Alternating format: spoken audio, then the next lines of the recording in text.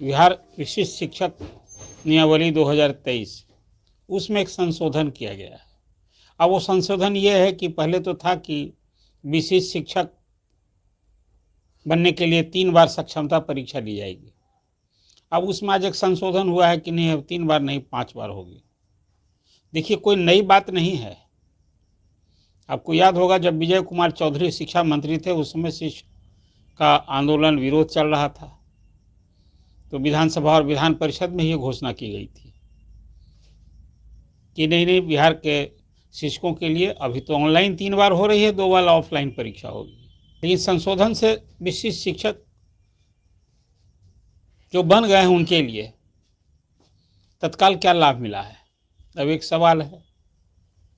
तो एक संशोधन ये हुआ है कि मुख्यमंत्री ने घोषणा की थी, जो प्रथम चरण में सक्षमता परीक्षा पास किए हैं 1,87,000 नियोजित शिक्षक, उनके लिए घोषणा की थी कि भाई अब आप लोग का अभी जहाँ पढ़ा रहे हैं वहीं आपको पढ़ाना है और आपका स्थानांतरण होगा जब 5 बार परीक्षा हो जाएगी तब तबादला किया जाएगा। अब शिक्षक लोग उस तबादले की कार्रवाई जो होनी थी उससे बड़े परेशान थे, बेचैन थे कि कहाँ तबादला होगा। उसके लिए आपको याद होगा कि एक ट्रांसफ़र पोस्टिंग की पॉलिसी आई थी और पहले तो ये सारे शिक्षक जो प्रथम चरण में पास हुए हैं सक्षमता परीक्षा, उन सब लोगों के लिए तो 3-3 जिला का ऑप्शन लिया गया था और लोग अपना घर के समीप के जिला के लिए ऑप्शन दिए थे लोग। अब बाद में फिर जो एक नियमावली आई, नीति बनी, उसमें हुआ कि नहीं, जिला की जगह अनुमंडल हो गया और शिक्षकों में कोहराम मचा। तब उसके बाद एक दूसरी नियमावली बनी है ट्रांसफ़र ऑर्डर, जो अभी आप बिहार के सभी खास करके विशेष समस्या से ग्रस्त शिक्षकों के लिए आवेदन लिए गए हैं। तो उसमें जो अभी लगभग 1,90,000 टोटल आवेदन है, सच पूछिए उसमें ये प्रधान शिक्षक और हेडमास्टर बने हैं, ये सब जोड़कर मैं कह रहा हूँ आपसे।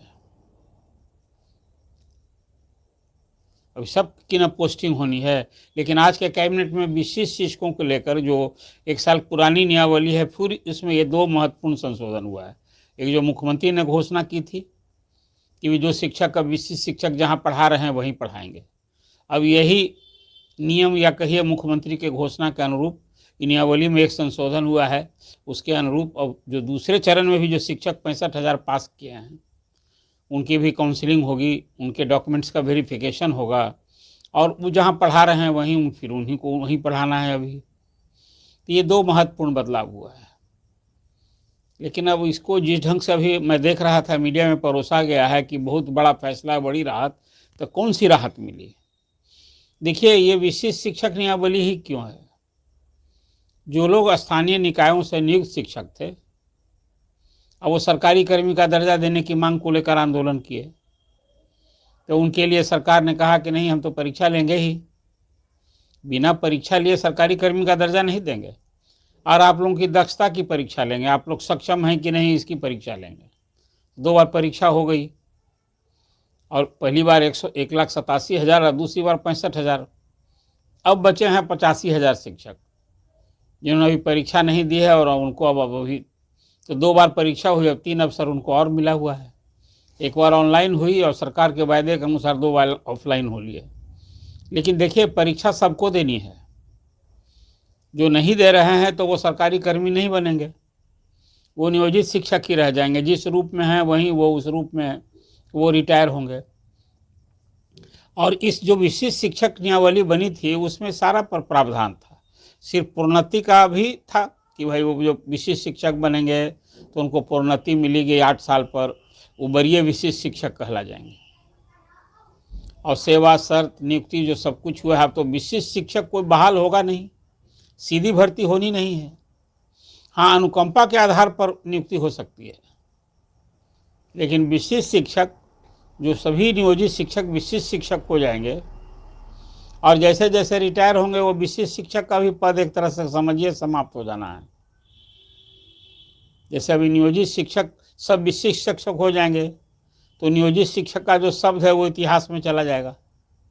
अभी 85,000 अभी वर्तमान में हैं, लेकिन 1,87,000 और 65,000 ही शिक्षक तो अब वो नियोजित रहे नहीं, विशेष शिक्षक हो गए। तो आज ये 2 कैबिनेट का महत्वपूर्ण फैसला हुआ। अब रही बात कि जो पहली नियमावली आई थी उसी में था कि भाई शिक्षकों को वेतन और भत्ता में सरकार समय समय पर जब चाहेगी संशोधित करेगी। विशेष शिक्षकों के लिए अब यूपीएससी से जो नियुक्त शिक्षक हुए हैं उनके लिए कोई वेतनमान तो है नहीं, नियत वेतन है सबों के लिए। बिहार में जो शिक्षकों के लिए कभी वेतन भत्ता, महंगाई भत्ता, किराया भत्ता, शहरी परिवहन भत्ता, ये सब सुविधा दे रही है सरकार, लेकिन उसको वेतनमान कहेंगे या नियत वेतन जोड़ डीए, जोड़ किराया, जोड़ महंगाई भत्ता और शहरी परिवहन भत्ता, यही ना मिलता है शिक्षकों को। हाँ, अब सरकारी कर्मी बन जाएंगे तो उनको एक पेंशन की भी सुविधा होगी। अब फिर सरकारी कर्मियों पर जिस तरह से सेवा में सारा अनुशासन लागू होता है वो सभी जो नियोजित शिक्षक विशिष्ट शिक्षक बन जाएंगे, अब विशिष्ट शिक्षक बनते सरकारी कर्मी हो जाएंगे तो उन पर भी ये लागू होगा।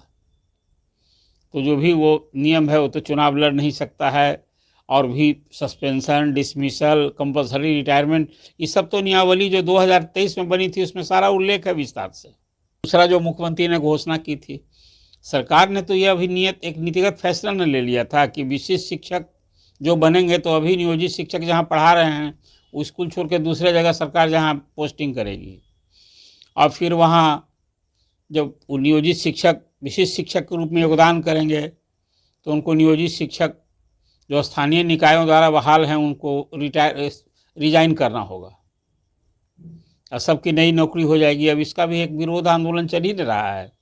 अभी उस संबंध में इस नियमावली में कोई उल्लेख नहीं है, जो संशोधित नियमावली में, कि भाई नियोजित शिक्षक जो विशिष्ट शिक्षक बन जाएंगे या बन रहे हैं 2 चरणों में जो पास करेंगे उनकी सेवा निरंतरता का क्या होगा।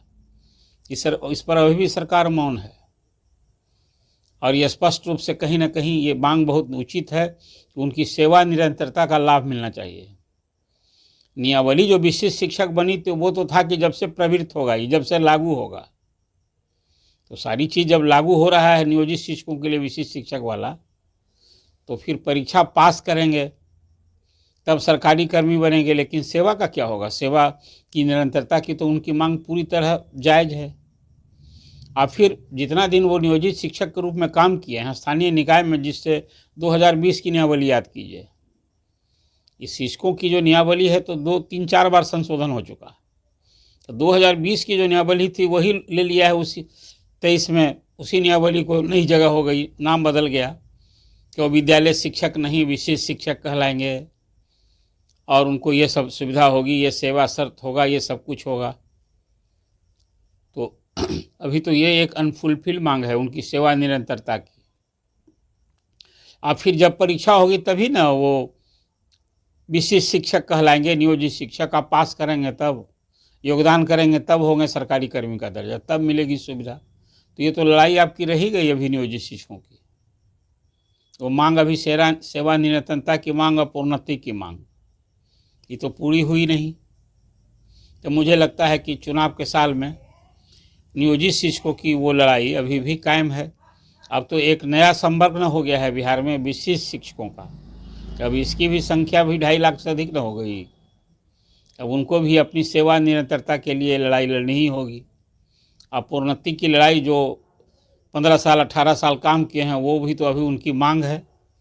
उसमें तो हर 10-12 साल पर 10 साल पर तो सरकारी कर्मी को मिलता है, 12 साल पर प्रोन्नति मिलनी थी, वो भी मिलने का अभी तो दावा जो उनका है वो मिलना चाहिए। अब तो शिक्षक कोई हेडमास्टर बनेगा नहीं, हेडमास्टर के लिए अलग कंपटीशन होना है। आपने देखा अभी प्रधान शिक्षक के लिए 38,000 का चयन हुआ है, उसकी काउंसलिंग हो गई है। अब 6,000 हेडमास्टर जो अभी बहाल किए गए हैं उनका भी अभी काउंसलिंग चल रही, वो भी लगभग पूरा होने को है। इस सबको अब नए नए स्कूल में जाएंगे। तो कुल मिला जुला कर आज बिहार कैबिनेट ने जो एक फ़ैसला लिया है इससे आपको हमने अवगत कराया है। आप क्या सोचते हैं, कैबिनेट का ये फैसला कोई बहुत बड़ा तोहफा है क्या? नए साल में तो आज ही सरकार को ये फैसला लेना चाहिए था कि भी जनवरी से ही सही, अब चुनाव नज़दीक आता है तो वेतन तो बढ़ता ही है सबका, कुछ ना कुछ मुख्यमंत्री हर चुनाव के पहले कुछ बढ़ाते हैं सबको, 1,000, 2,000, 3,000 इस तरह से। तो वेतन तो कुछ बढ़ेगा, जो नियत वेतन में वृद्धि होगी ये मुझे भी लग रहा है। कहा कि अब शिक्षक जो अभी 3.5 लाख से अधिक जो नियोजित शिक्षक थे, जो विशिष्ट शिक्षक बनने जा रहे हैं, और कुछ अभी 85,000 बचे हुए हैं, तो इनको भी चुनावी तोहफा चाहिए ना। इसकी आस भी लगाए हुए हैं और मिलना भी चाहिए। लेकिन कैबिनेट का जो फैसला हुआ है कि 5 बार परीक्षा होगी और जो शिक्षक पास कर रहे हैं उनको उसी स्कूल में, अभी बस यही राहत अभी है।